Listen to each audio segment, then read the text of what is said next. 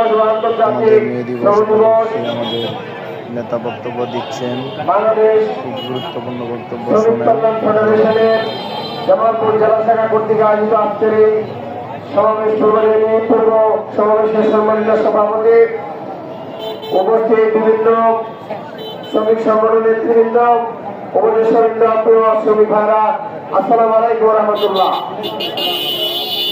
ভাইরা আমার, আজকে শ্রমিক বলতে আমরা বুঝি যারা মেহনত করে, পরিশ্রম করে, টাকা উপার্জন করে নিজের হাতে, তাদেরকে শ্রমিক বলি। কিন্তু আজকে এই শ্রমিকের সংজ্ঞা পরিবর্তন হয়ে গেছে। যারা উপার্জন করে, তারা কায়িক পরিশ্রম হোক, বুদ্ধিভিত্তিক পরিশ্রম হোক, হাতে হোক, পায়ে হোক, যেভাবে যে উপার্জন করে নিজের হাতে, নিজের কায়িক পরিশ্রমে, তারা সকলে শ্রমিক শ্রেণীর অন্তর্ভুক্ত। আজকে এই দিবসটি ঐতিহাসিক কারণে সারা বিশ্বব্যাপী পালন হয়।